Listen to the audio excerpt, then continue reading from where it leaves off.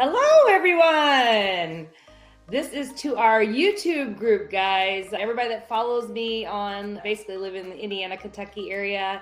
I got a special guest today, and her name is Cherry Harrington.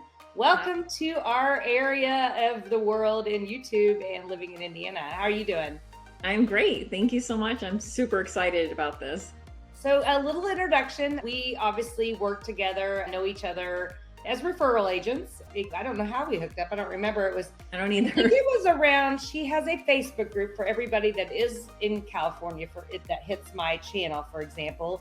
It's Leaving California, and it's really a group for people to ask questions, get information if they are leaving, where areas they can look outside of California to relocate. And maybe that's how we hooked up. But either way, we have hooked up, and we do act as referral agents across Indiana and Kentucky to California. So give us a little information about you, where you're from, how long you've been in real estate, all that great stuff. Okay, so I'm from upstate New York originally. I've been in the San Diego area or in San Diego County for, since 1986. So that kind of dates me a little bit, a long time. Love California. I would never move back to where it's cold again. The weather is amazing here. I had a corporate job for 31 years. I ran the franchise department for Domino's Pizza out of their headquarters in Michigan. And then I got my real estate license about 21 years ago. My mom was a broker for 40 years in New York, and I saw what she was doing, loved that she was helping people. And I thought real estate would be my old lady job, and I'll just retire and do old real lady estate. Job. That happens. Not realizing how much work real estate is. So I left my corporate job about 8 years ago to do this full time, and I absolutely love it. I feel like my corporate background really translated over well as far as like effective communication, negotiation, following up with people, things like that you don't think about. But yeah, I absolutely love it. I'm excited. Very cool. We have very similar backgrounds. I was in corporate for 10 years as well as an engineer. So Nice. I agree. It does help when you come from that kind of background into real estate, and definitely supporting the clients and negotiations and all that good stuff. Great. I appreciate you joining us. So what we're going to talk about, everybody, obviously we're local realtors. She's in California. I am in Indiana, Kentucky. And we are going to talk about the differences between California, specifically more your area, correct? But I'm sure you could take it across the board a little bit. Yeah. And then me, generically Indiana, Kentucky, but I am Southern Indiana as well. So we're both in the south part of our states. So we're going to compare. And I thought I would ask you the questions because you do have Leaving California. What are like the top reasons you are hearing of why people are leaving? Because we have a lot of people that relocate here from Chicago. We get Chicago, but we also get California. Yeah. Those are our biggest influx, those two areas. Okay. Yeah. So what I'm seeing, the main reasons people are leaving is cost of living. The housing here is extremely expensive compared to the rest of the country. Politics for a lot of people, job relocations, maybe they're trying to move back to, they're retiring or trying to move back to family. A lot of people that are retiring are taking the cash out of their California homes and then moving somewhere and paying cash there. So seeing a lot of that. There are a couple of leaving, they didn't understand. Should I sell my house first, or should I keep it and rent it and then move? What do I do with my job situation, healthcare, that kind of stuff? I just created my own, and it exploded fairly quickly. I had to tap the brakes about 6 months because it was just out of control. So I'm just limiting who I'm letting in now, but I think we have about 9,400 people in there, and we're actually closing one in Florida today.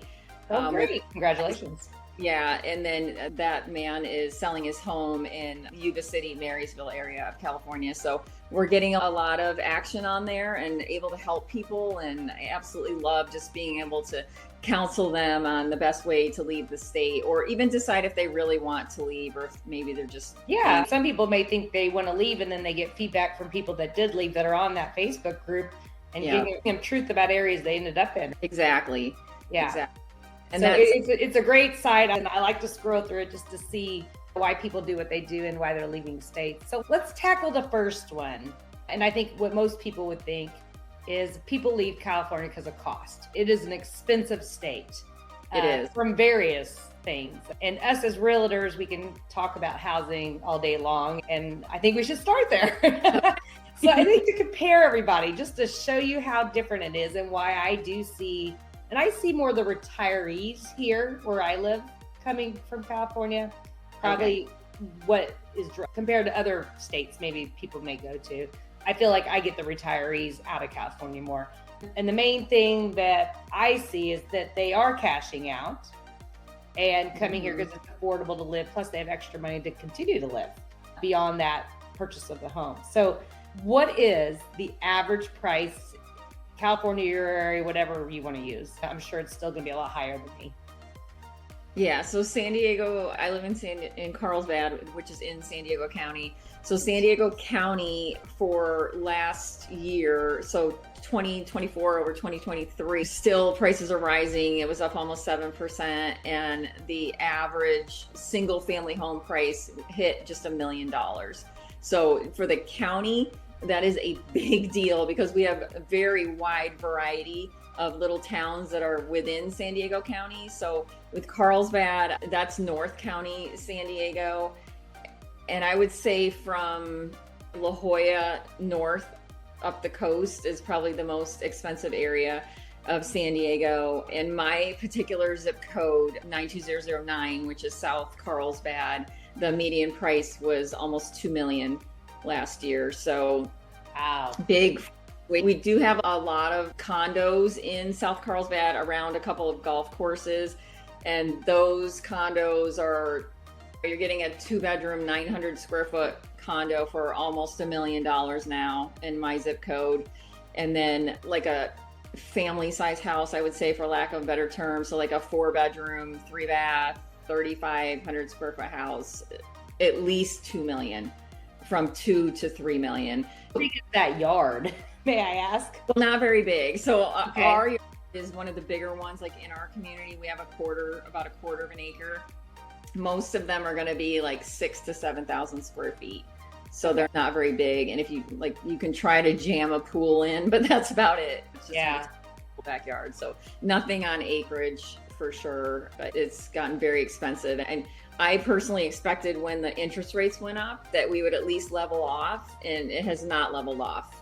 Yeah, it's quite interesting, honestly. It's slowed down. It's not as crazy, but it's definitely continuing to go. That's for sure. Yeah. Just so everybody that's watching, if you are Californian and come in Indiana, our average compared to her million is 252,000.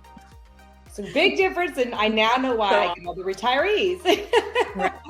I have a few houses. I do. Yeah. So that gets you about a 3-bedroom, 2-bath, 1,500 square feet, plus or minus a little bit. You get a yard, probably 0.4, 0.3 acre. Some are larger because it's not all, there is land in our area. That's probably one big difference is you can get 10 acres, 15 acres, 20 acres with a homestead on it. That's probably another thing, depending on if you're wanting to get more into that kind of lifestyle as well. If you live in California, you got those both options depending on who you are and why you're coming here. So quite a bit different. That is actually crazy. And like your 2 million is probably our 600,000, if I had to guess. Like we don't sell a lot of $1 million homes here. Yeah. Like we just don't. So I'm not saying they're not here. Yes, they are here, but it's 5%, maybe 4%. So I don't know exactly. I'm just saying it is a lot lower than the rest. What about rent? Rent might be a good topic. For San Diego County, I just looked it up. The average rent for 1-bedroom is $2,800 a month. These are apartments, and then a 2-bedroom is a little bit over $3,600.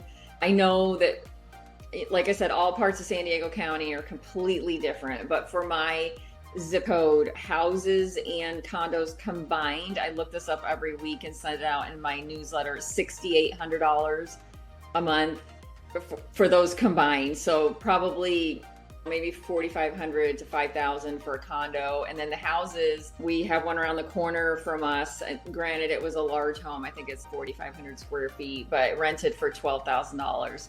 So it's very expensive. Yeah, that is very expensive. Our rent on average in Indiana as a whole is $1,000 a month. That's the average. And it makes me think when you say like a condo, like I have a condo for sale for $180,000 to make my list to come buy it. For all the rent you're paying, you can easily have that done, Right. quickly. Yeah. That just gives you that. And that's like a 1,700 square foot condo with that would be 2 bedrooms, 2 baths. But still, it's quite different. So interesting. Just as a point of reference, I have a condo coming on tomorrow on the market in Oceanside. It is right on the beach. It's a beautiful area, but Oceanside is the cheapest beach area that we have in San Diego until you get down closer to the Mexican border. It's 2 bedroom, 2 bath, a little over 1,000 square feet for 1.295. Yeah, big difference. That's why we have different options and different places to go. So maybe someday I'll end up in California. I'll do the opposite. There you go. There you go. I have to move my whole business. Maybe I'll come work with you. Okay, the second thing about cost, let's just something consumer out there, like gas. Everybody loves to talk about gas prices. They do. It's one of those topics. So gas, just to give you a comparison, just the consumer side of things, is about, I would say, $2.80 to $3. Like I looked outside, $3.09 for us today outside my office. What is your gas? Driving into my office, I passed, I think, a Shell station or something. It was $5.20. And I know just flew out of San Diego airport maybe 2 weeks ago, and it was almost $7. So the closer you get to the airport or touristy areas, it's higher. It was like $6.85 or something. So I'm in a touristy area, so that's my $3.09. I think it's fun to listen to people in other states talk about their gas when it's $3. I'm like, oh my God, so crazy. Yeah. I mean, I just thought it would be interesting to talk about that. And obviously your state taxes and all that are going to be different as well for each one. Yeah. What is the state tax, like your consumer tax for like your sales tax, I guess is what I'm saying. Sales tax is 7.75% in San Diego County. Okay. I think it's higher in Los Angeles County, and I'm pretty sure it's higher in San Francisco, but that's what it is here. What is it? Yeah, we're not very different. We're 7%. The biggest difference is depending on if you like our touristy areas, you're going to get a bigger tax on like the lodging and things like that. Yeah. Add on it too. It's not as crazy different there. So it's just something to talk about. Yeah, definitely. Okay. The next topic, anything else that we should talk about you think the consumers would care about? On housing, I think the one good thing that we do have going for us is our property tax rate. So it's 1% of your purchase price. So if you purchased your home a million years ago and it was $100,000, it's 1% of that. And it doesn't go up every year. So it can go up as much as 2% per year, but it doesn't. Like we've never had our property taxes increased. So that's nice. So like for us, we'll be able to, for the next house, we'll be able to transfer our property taxes because we're over 55. So that's nice too. We wouldn't have, if we got into a more expensive home, we wouldn't have the higher property taxes. We do have, I don't know if you guys have this tax called Melrose. No, we don't. Or something like that. In the newer areas, there's a Melrose tax. So you could have an HOA, which on a house is going to be $100 to $400 a month. And then the Melrose tax is a tax that was supposed to be put on the builder for if they had to build a new fire department or a school or streets or street lights or whatever, but the builder ended up putting it back on the consumer. So that can be a 20 to 40 year tax. So where we live in our neighborhood, there's no expiration date on it. It's just an ongoing tax, and we pay for San Marcos High School and all this other stuff that was built because the area was exploding. And I think our Melrose is like $350 a month. So it's just another tax on top of your property taxes, but it does depend on the area. The older homes don't have it. So mostly the homes that were built, I'd say in the last 20 to 30 years. That's interesting. No, not that I know of anything like that. Maybe in the Indianapolis area or so, but not down here for sure. Yeah. But yeah, we're pretty basic.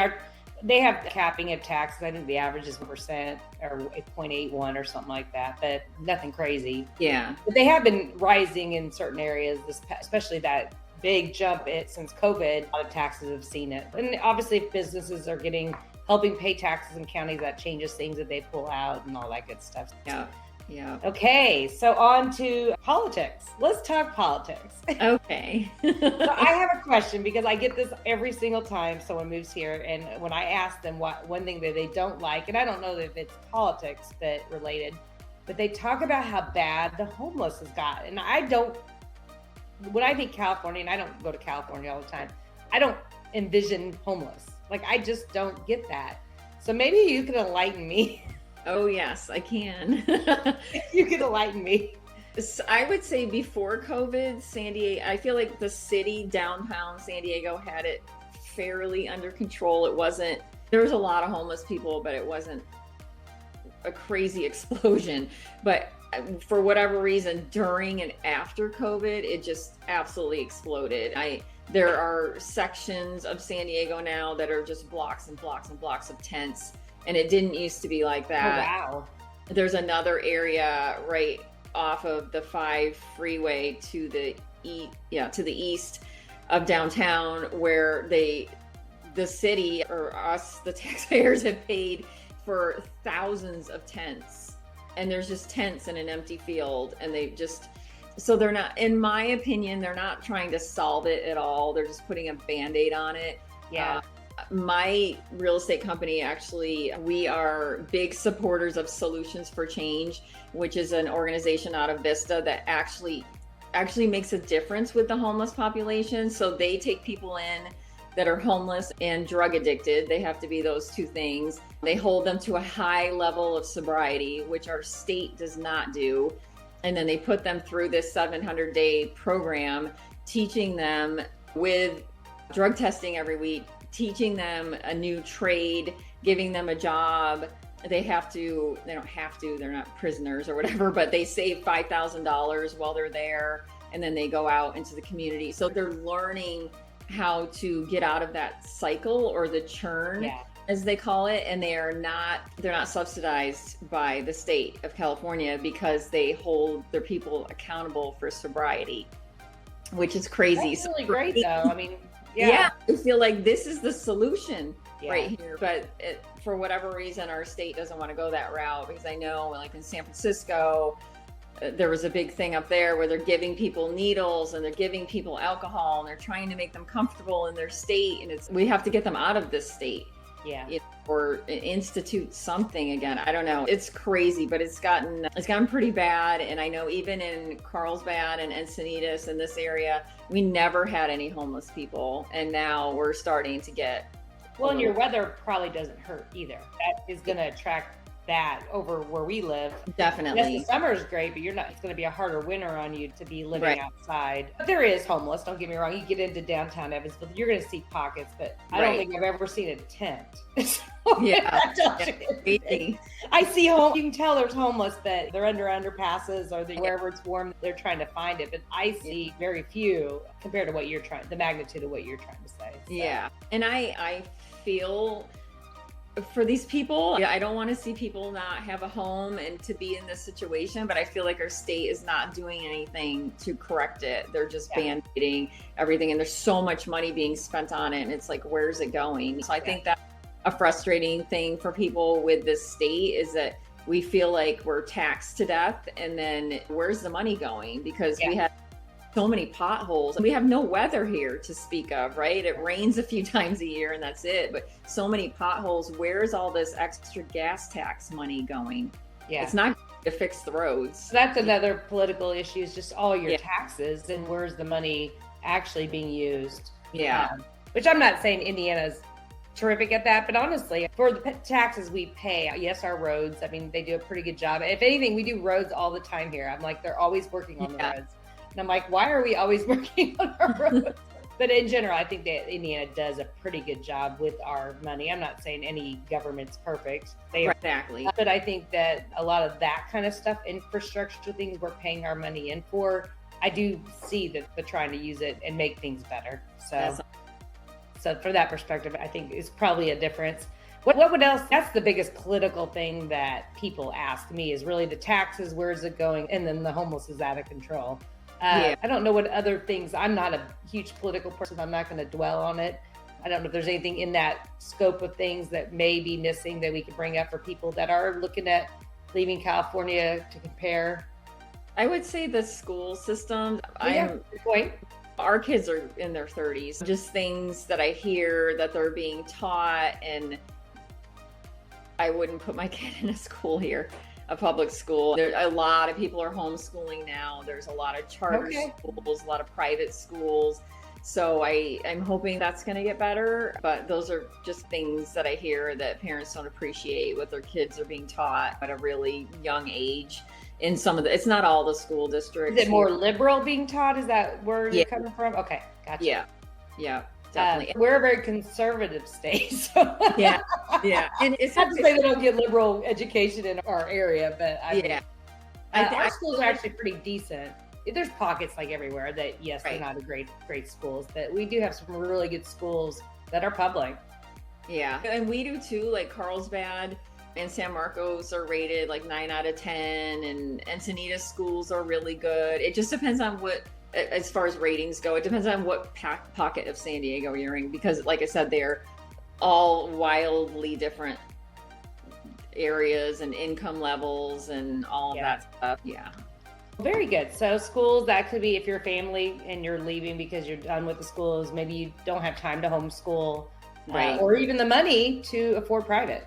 It might be an option. You actually, you could come here and have good schools, but we have good private too, which is probably a lot more affordable than your private, if I had to guess. Something else to think about. So if you're family and you're relocating, that's something to compare between us as well. So yeah, for sure. Okay, the next thing people are moving for, what would you say? A lot of people are getting job transfers, so that is what it is. I would just say, in any of these cases, the thing that I'm learning from this Leaving California group, like if I ever decided to leave, I would not sell my house here. And I know that sounds contradictory for a realtor to say that, right? But if you keep your house here, rent it out or whatever you're going to do, and then when you move to your new place, make sure that you really like it.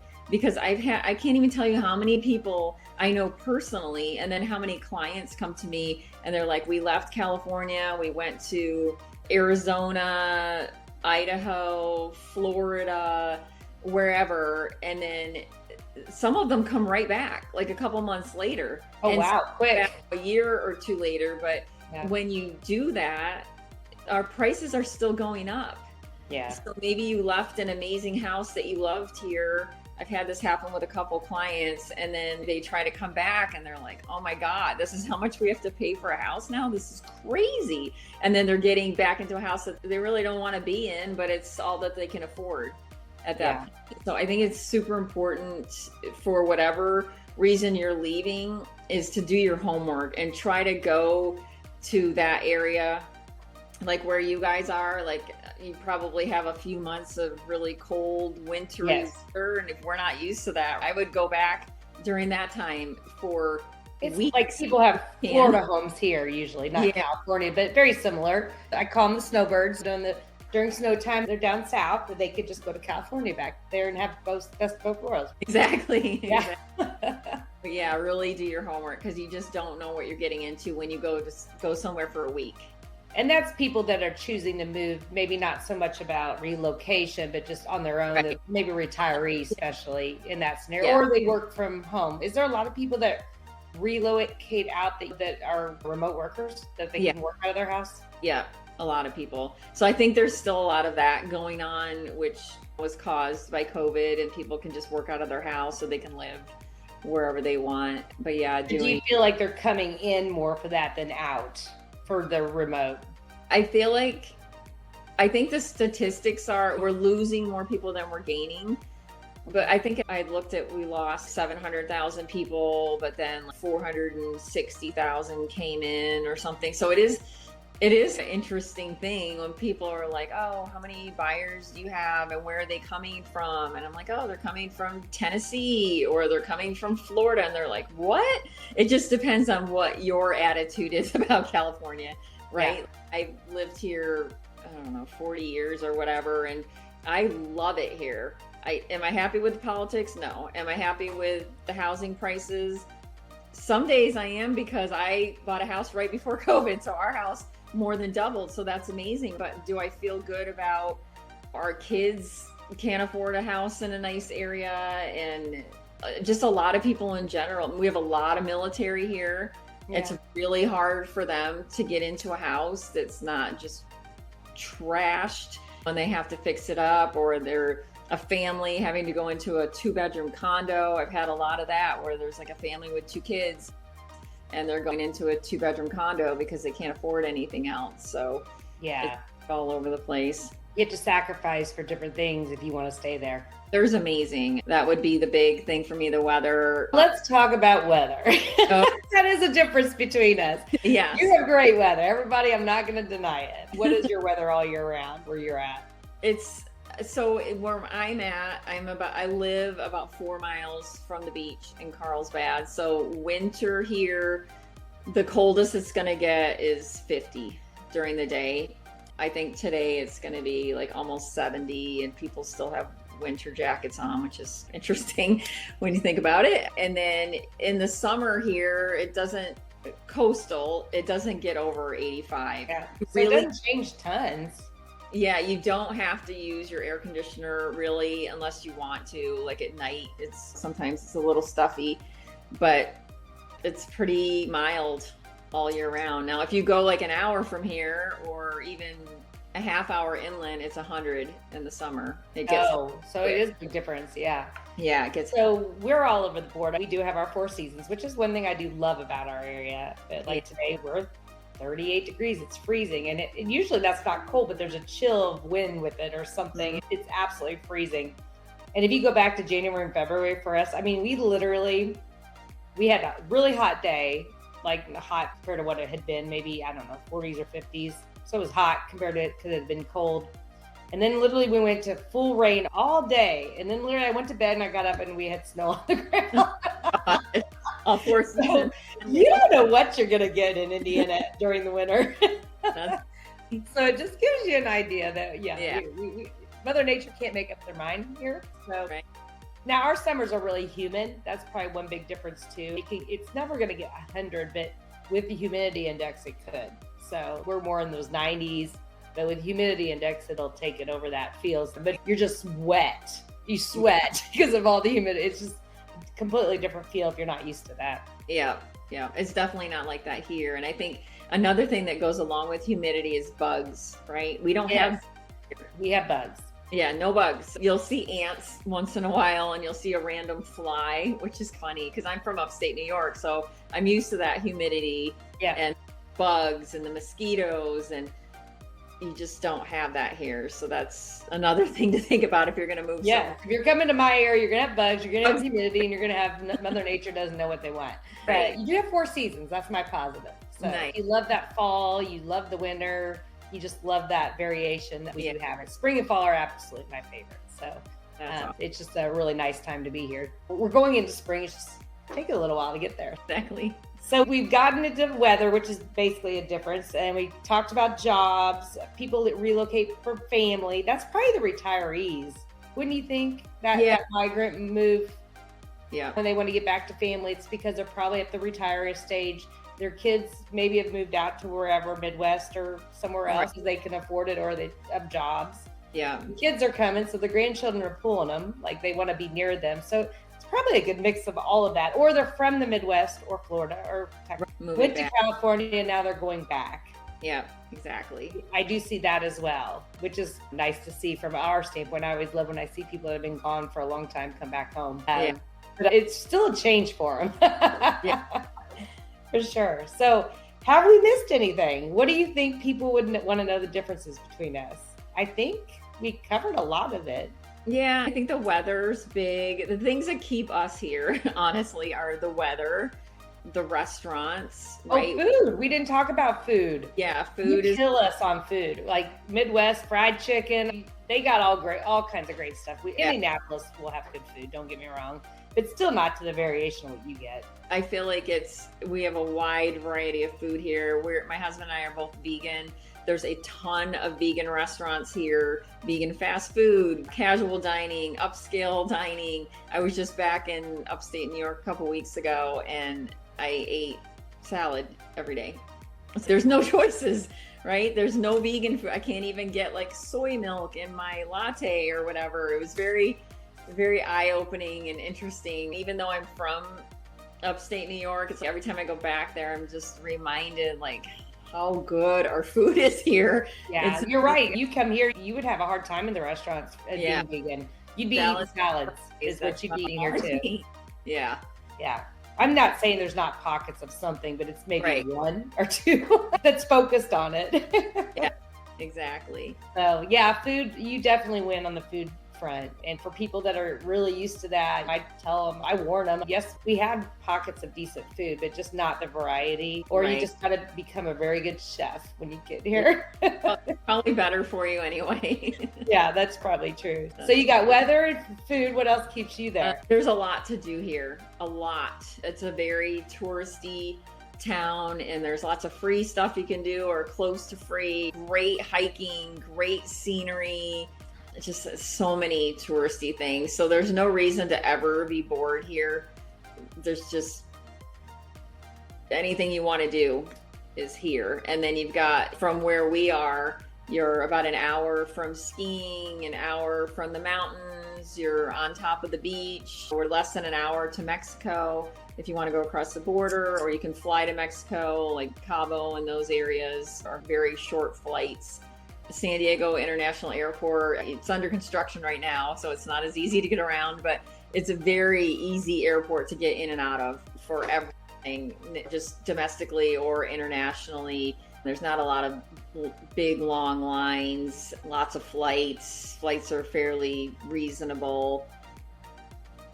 Traffic kind of sucks here every once in a while. Well, there you go. Traffic is not a big deal here. We may have crazy drivers, but our traffic is nothing like yours, probably. So that's another good thing to comment. Like even from here, if you go to here to Orange County to Los Angeles, the traffic up there is horrendous. So it's not that bad here compared to there, but you got to work around it. Another thing I love about here, because I was raised in upstate New York, during the summer, we would plan things and then it would rain like crazy, just pour, thunder and lightning, and ruin your whole day as a kid. It just doesn't rain here in the summer.